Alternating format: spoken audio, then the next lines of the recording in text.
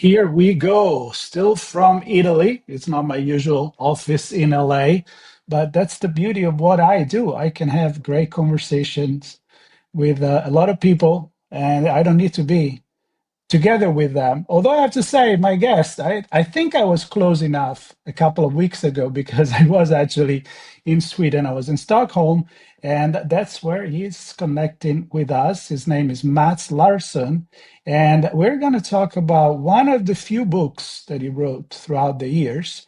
And this one in particular, as you know, I'm really interested into in the future and how we're going to get there and technology that is going to bring us there. If it's technology that drives society, society that drives technology, clearly I believe that it's a little bit of both. So we'll see what Mats think about that. And we'll dive in. So Mats, welcome to the show. Very honored to have you on. Thank you very much.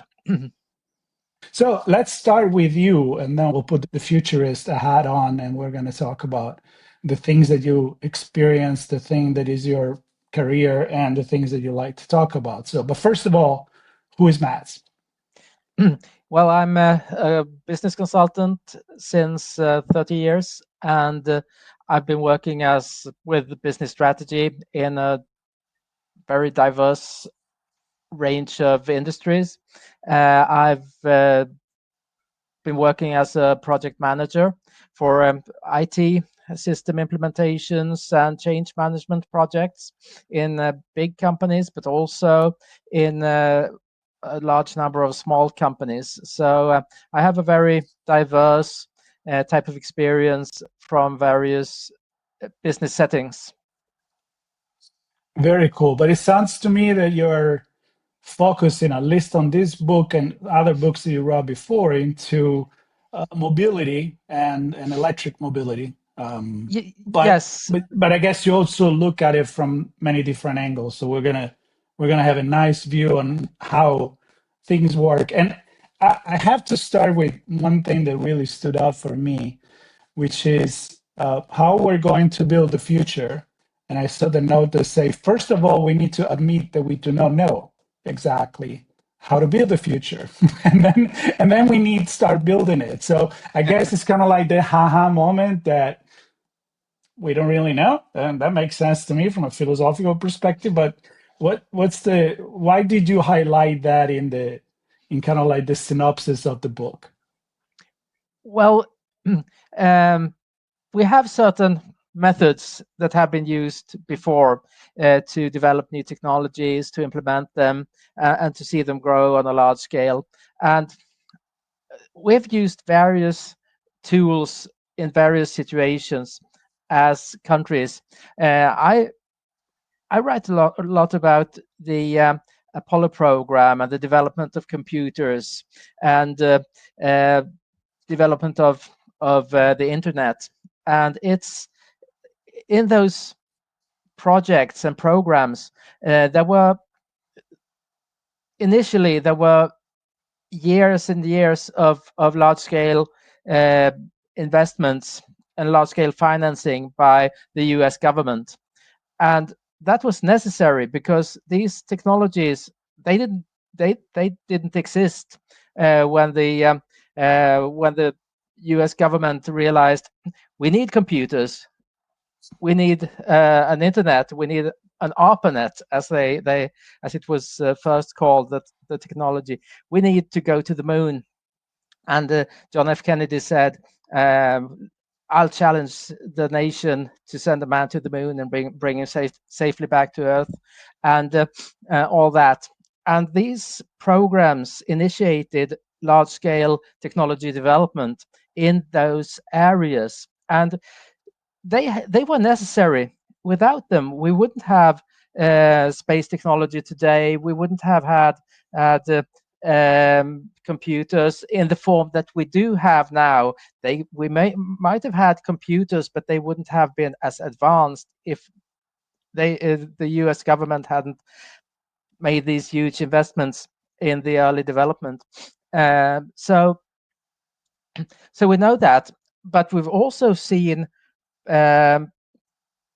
market-driven technology development, primarily in later stages of technology, when the technologies have started to mature, like when computers became inexpensive enough for people to buy them, or for large companies to buy them. They started to drive technology development and drive the implementation of these technologies through market-based investments. But governments have been there at the forefront or at the back in the background for a long time throughout these development processes and implementation processes. So we know that many things about how we've done this in the past, but we don't know exactly how it needs to be done. In the case of electric vehicles, for example, there will be a need for large scale government financing, because electric vehicles aren't at present competitive against um, uh, petrol and diesel vehicles. but but we don't know exactly how to do this, like how much will governments need to spend, in which areas do they need to engage, and how much can the market take care of, because these analyses haven't been done yet. So there will be a need for, like, project management in the way that NASA gradually learned how to build rockets and how to improve them, and the way that American government, well, um, departments, the Department of Defense, the Army, and so on. They drove the development of computers, and they learned along the way. So Hmm. this learning process is really important, and it needs to be emphasized that we don't know exactly, but we need to learn, and different organizations need to engage, and we need to learn, and we need to adapt to the experiences we make. Hmm.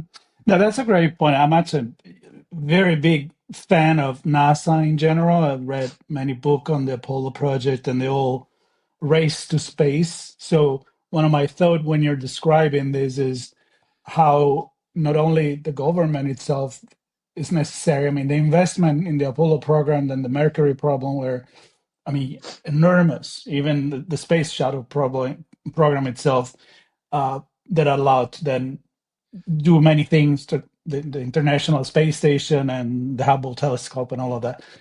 So on one side there is that, but on the other side, I always think, especially for the Apollo program and the Mercury, the competition with another with a challenger, so that seeing the Sputnik in the space and the first man in space, Yuri Gagarin, it was definitely a big motivation for the United States to put all this money there. So how do you see the competition? Because that's kind of my opinion. Look at, you're saying you need the market to compete with itself, and you need a big effort from government or governments. So is Mm.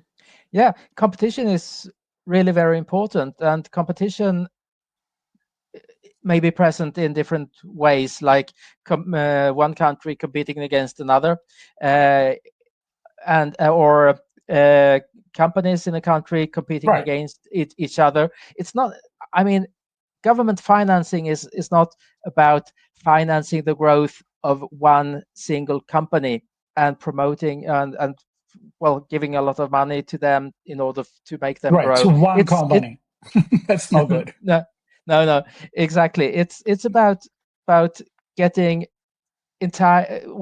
getting entire industries to develop and grow, like the space industry, or the computer industry. In the cases we've already discussed, to see a number of companies with different types of specialties and competing against each other, competing for government uh, contracts, and competing for positions in supply chains, and well, carving out their niches, and developing their unique competitive advantages in different ways. That's a really important aspect of this development. That in and that's where, if I may say so, these American programs differ so much from European development programs, where this entire industrial framework to a large extent is lacking, and projects are run in the EU programs at present. There are a lot of 3 year 3 year projects that are run, and they form sorry, Yeah, take your and they time. form and they form uh, well, partners form partnerships to solve certain problems, and they work together for 3 years, and then the project finishes, and the partnership uh, the partnership ends, and there's nothing to continue, and there's no industry being built, and there are no long-term solutions. People work together for a couple of years, or companies work together for a couple of years, and then they just the entire project just disappears, and there may be some result, or some technologies that's been developed, or some solution that's been developed, but that's not taken care of in the way that was done in these American programs. So in order to become successful with this, I think the American model for technology development and technology implementation will need to be used rather than the current European one. Right. So here's what I'm thinking. I have conversations. I had conversation with astronauts, actually people that work at NASA, and many times one of the question is that you hear is, why are we spending all this money to go to space? People don't think about all the technology, as you mentioned, that then Mhm, trickles down to, we wouldn't have a lot of things if we didn't go to mhm. space, including powerful computers. Um, so it's kind of like hard to grasp. I mean, now we're going to go back to the moon. There is this thing about going to Mars and so forth. The car, it's, I think, a little bit easier to understand, the electric car. It's, Mhm. we're an environmental crisis. We can save money. Obviously, there are some countries that are not happy about that because that's what they sell. But in the interest of the world, I think it's pretty clear that we understand that. Yet, I don't think we're there yet, right? I mean, we're more understanding the technology is pretty strong. Cars are out Yes. there. Infrastructures may not be as strong. I know country like Norway and Sweden and Finland in the north and are doing very well in that. Others not so good. So there is definitely some political will. Um, I guess my question is, if we have the technology with the car, electric car, why are we not there yet? I mean, why don't we have more share of market? And maybe why China is actually going much better than the Western world. Yeah. Um, Technology is developed in generations of, like, iterations of technology development that leads to a new generation of a technology. It's not in all cases, but in some cases it is really apparent, like in the mobile phone networks, like Right.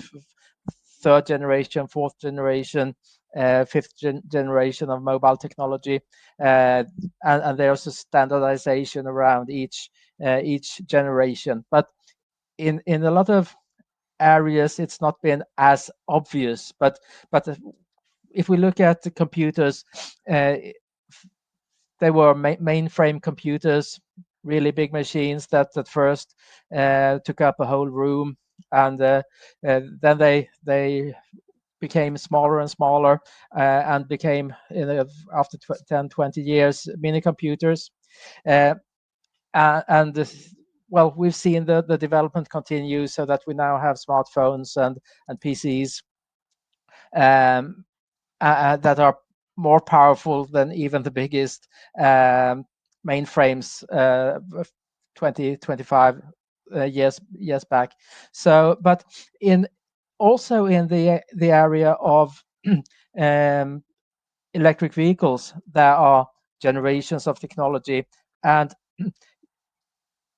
the development is driven through investment, and investment by companies, but also by governments, and by customers in various ways that use the technologies and build systems and improve the technologies. And uh, the companies that are uh, the first entrants in the market and the first ones to develop uh, the really successful models, like Tesla, like the Chinese, they were they are like 10, 15 years ahead of American and European incumbents, and Japanese incumbents as well. So, and that is because they have been working seriously with this development for a longer time. They've spent more money. They've invested more money in the development. They've invested more man hours in the development, and they have gone through more cycles of like generations, in a way, Mm. of technologies than their European counterparts, and American. Our the European, American, Japanese incumbents had early models of um, uh, of electric cars, but they didn't take the challenge really seriously. They saw it as a defensive move to show that they had something, they could show something, like the Chevrolet Volt, I think it was called, the Hmm. Nissan Yeah. Leaf, and so on. That were early examples, but they didn't drive this forward. And it wasn't until the first Tesla came on the market that incumbents realized that this can be something. You This can do market can it. really take It can off. be Yeah. done. So, and then they were already behind. Mm. So Tesla launched a car that could go 300 400 kilometers on one charging, and at the time uh, the incumbents had car models that could do like a quarter of that distance, Right. or a third of that is distance. And so they had a lot to um, um, to take in, to catch up with the Tesla and the Chinese. And we still don't see many Chinese cars in European, and I guess American roads yet, but they are there over in Asia.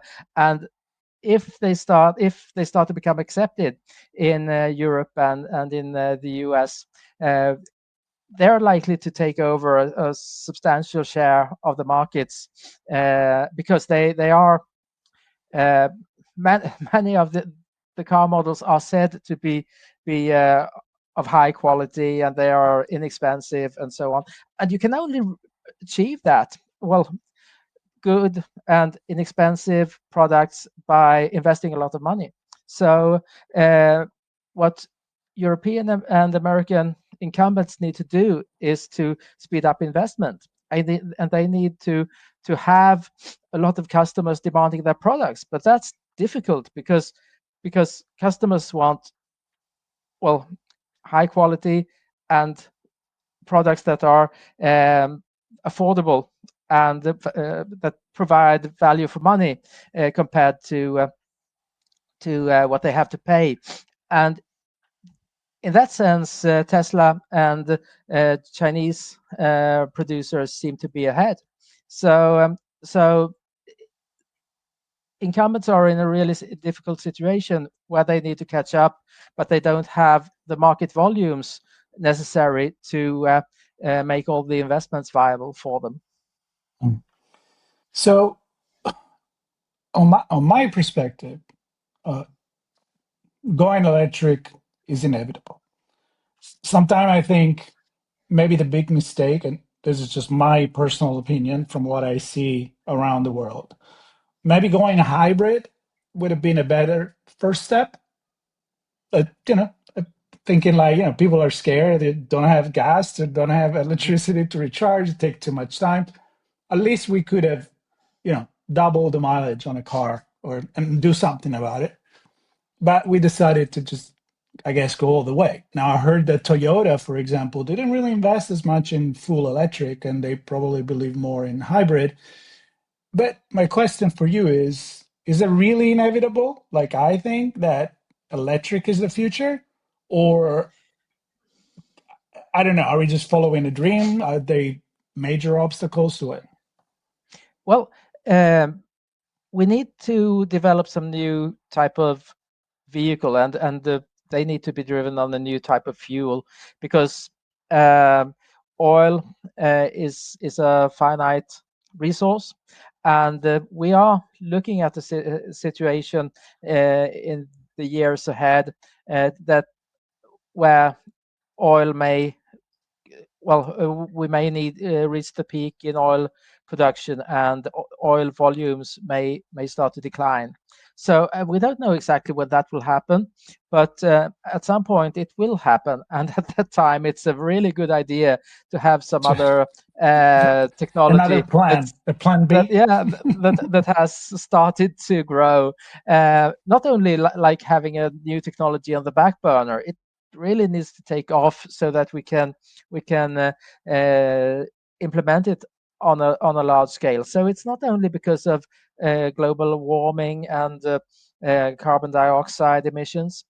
And then the question is, do we need to go for electricity and biofuels, in different types of biofuels based on this, on grain or on cellulose? There isn't enough raw material to produce enough biofuels um, to fuel all vehicles. If we would replace oil by uh, a grain-based biofuel, we would need to grow grain on 4 times the agricultural land of the planet, and then we wouldn't have any grain to eat. So all our land would go uh, be used for growing grain for biofuels. And if we would use forests to make methanol or some other um, cellulose-based biofuel, we would deplete forests at a very high pace, and they wouldn't last a decade if we would use all our uh, only cellulose-based biofuels to replace oil. So the only alternative that is really possible is electricity. And people might say hydrogen could do Yeah, the job. I was thinking that. Yeah. Yeah, but hydrogen is a really electricity intensive um, gas. Hmm. And in order to drive a car or a truck on hydrogen, we need twice as much electricity as we need to drive an electric car, say 1 kilometer. So we so the amount Elon Musk, in an interview at a conference called CodeCon 2021, he said, uh, he responded to a question from the audience there. It's on the internet. Like towards the end of that interview, and the person in the audience asked, "Will electricity become a bottleneck for the expansion or the change to electric vehicles?" And he said, yeah, in order to change all vehicles, all transportation in the United States to electric, there would be a need for to double power generation, and we need to invest in all parts of power grids, and and that's for battery electric vehicles. So if you would go for instead hydrogen instead, we'd have to uh, triple power generation, Hmm. or more than Right. triple power generation. And like doubling US power generation, you use 4,000 terawatt hours of power every year. It's the same amount per person as we do in Sweden, but in Germany they use only half, and in Italy, where you are, they use only one third as much. So in the United States, in Sweden, and a few other countries, we use really a lot of power. So 4,000 terawatt hours is the amount of power generated by 360 nuclear reactors.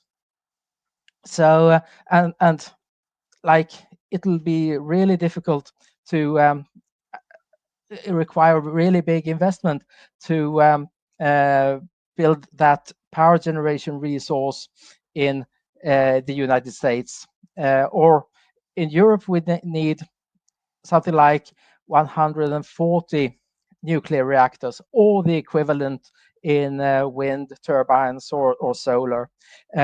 So saying then, okay, we go for a hydrogen instead, would require twice that amount of electricity. So it's not really realistic to suggest, I think, any other type of vehicle, any other type of fuel than electricity and battery electric vehicles. Yeah. So, I mean, we got the sun, obviously, can provide all of that easily, I guess. Um, Yeah. we got the wind, we got the ocean and the hydro uh, Mhm. power. So, obviously, I think that the issue, and it's the fact that, as you said at the beginning, it takes cycles of new generation technology to get there. And from what I'm understanding, from what you're saying, is the fact that while Tesla and the Chinese and other company may have been ahead of the game, we didn't invest early enough into creating the infrastructure for it.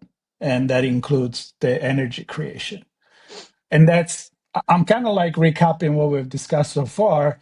And that's why you say we need an Apollo program or a big intervention from government, European community, and United States and other countries to just say, all right, this is going to have to happen.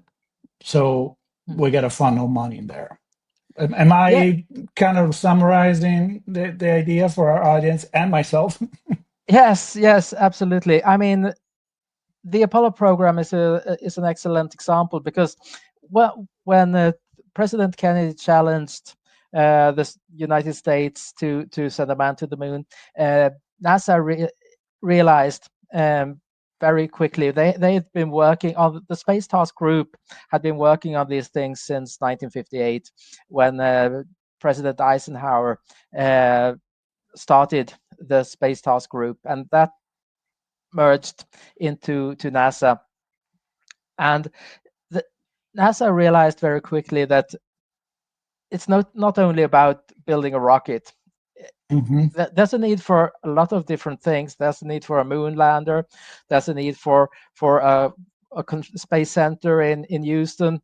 Eventually, they placed it in Houston. There's a need for a huge building, the vehicle assembly building, where they built the rockets. There's a need for the moon lander, as I said, yeah, and a space capsule where the astronauts could be during the journey. There's a need for a crawler to take the rocket Hmm. from the vehicle assembly building over to the launch pad. There's a need for a launch pad and a launch ramp and so on. Yeah. So a lot of things are needed in order to accomplish these big missions, and it's the same with electric vehicles. It's not only about batteries and cars. It's about Right. the entire infrastructure that will be needed to produce these huge amounts of electricity, to uh, to get power grids that have the capacity to bring the electricity all the way from uh, re- from power plants uh, to where people need to charge.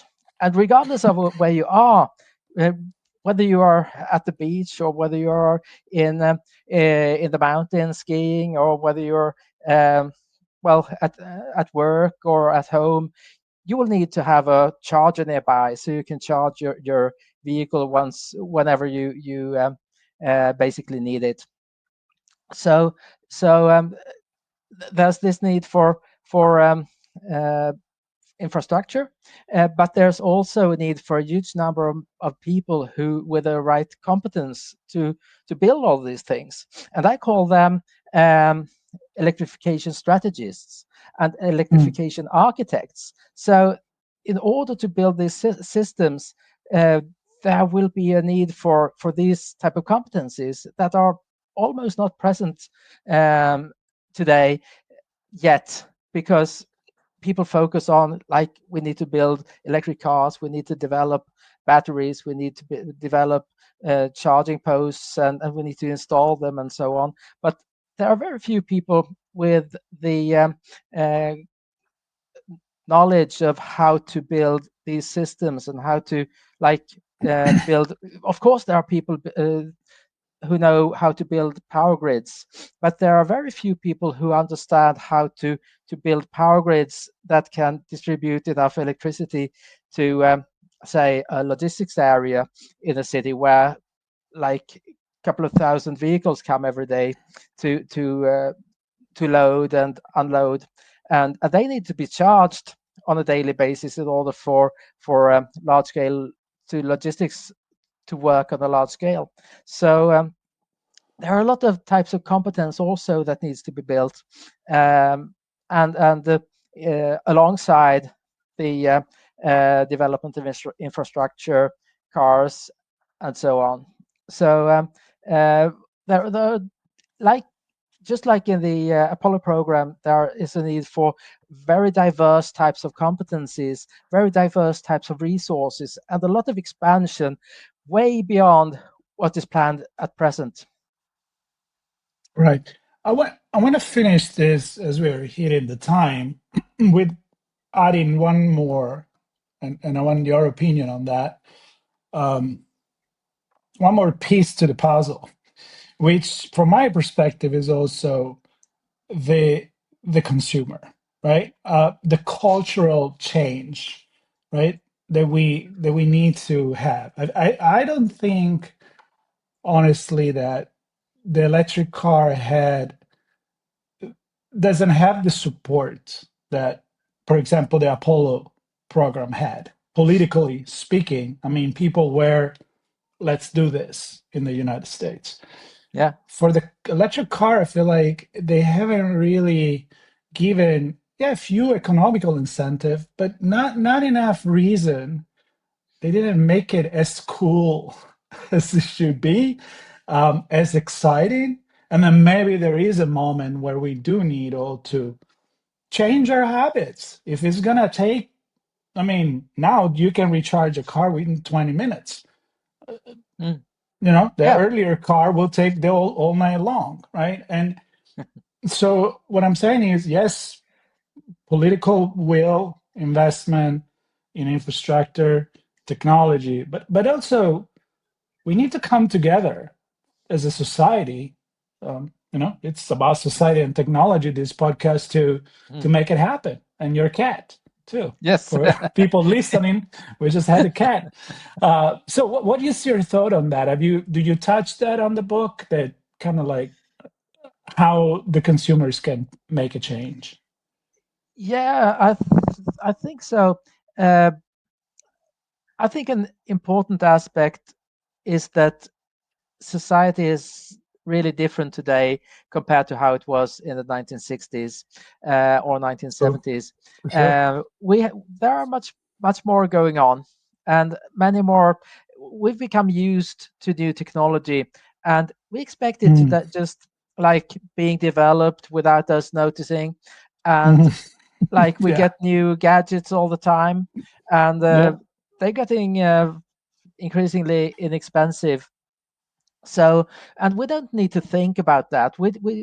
No one have had to uh, like drive to start a program to get smartphones. Uh, Mm. Steve Jobs Yeah. did that for us. And then when once he had developed it, Samsung and a number of other Hmm. players Hmm. came along, and they uh, took up the competition and so on. And so,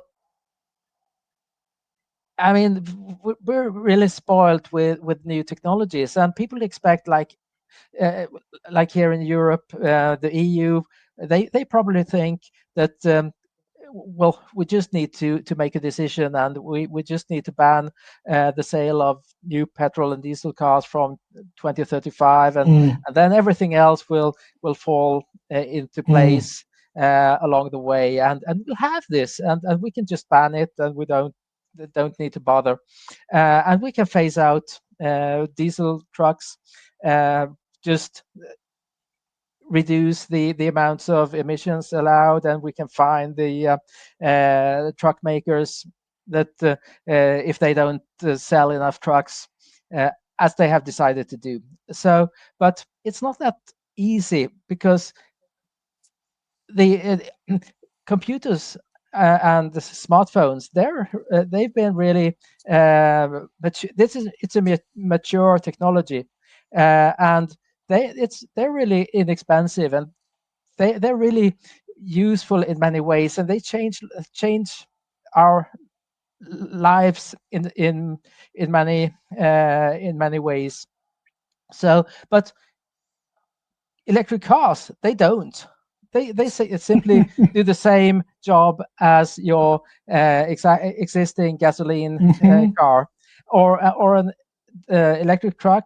It does the same job as a Right. diesel truck. So and there are even disadvantages. It's slightly more expensive at present. There are many things that you have to spend time charging if you're on a longer journey. Hmm. You have to set aside time maybe to connect the car to a public charger um, in the evening if you don't have a private charger at your home, and so you need to adapt uh, in a way your lifestyle as well to a certain degree, and Hmm. and these things are w- things will have to be taken care of, and governments need to engage to make this happen in different ways, and they need to realize that this is a really complex change.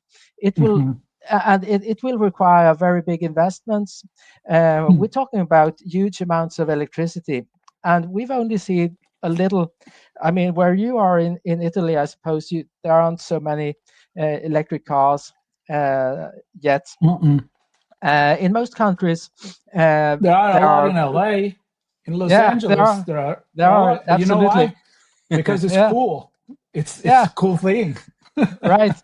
But say overall in the US, I think you have between 1 and 2% electric cars. In Hmm. Europe, we have 3% electric cars, Hmm. Hmm. and so and we haven't even noticed yet what it's like in terms of power demand, uh, load on the power grids, the need for chargers in order to be able to charge all cars on a regular basis. So So in order I to have the solution. yeah, So you put the car in the garage at night, and you say just upload the the new operating system, and it turns out to be electric in the morning.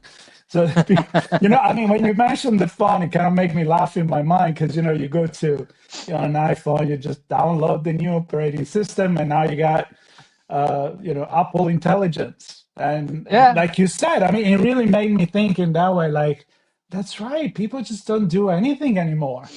You Mm, don't even need to put the CD-ROM as we used to back in the days to upgrade the software. We got yeah. spoiled, I guess. That's a really I it's In something to many think ways, about. yes.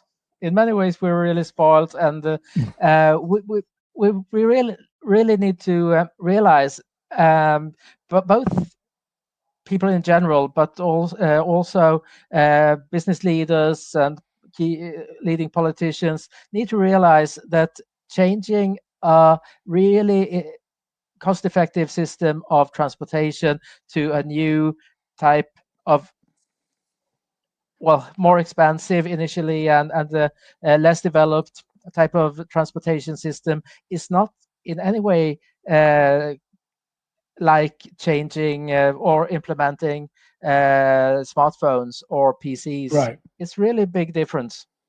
Yeah. Makes sense. It makes sense. And I am sure there are more points into your book, more angles that you touch. So obviously in 40 minutes, we can't touch on everything, but I think we paint a pretty good picture of what could be the issues. And I think the most important thing, as we said at the beginning, as you said, is that first we need to accept that we don't know. We don't know how to do it. So we really need to come together and say, as Kennedy said, why do we go to the Mount Everest? Because it was there.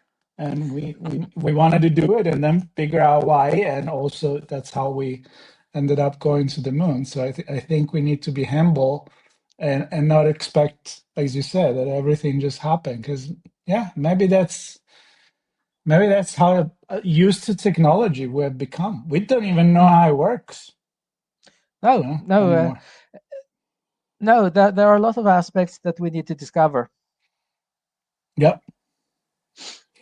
That's for sure. Well, Mats, thank you so much. I really enjoyed the conversation. I think there's a lot of questions in people's mind right now. I hope that's my goal with this podcast to not really give answers, but to create question thinkers and maybe somebody that can make something happen will, and others are just going to get more informed. And of course, I will put the link to your book and to your profile, and so people can get in touch with you and learn more about the book and what you do and your interest, and yeah, get curious about all of this.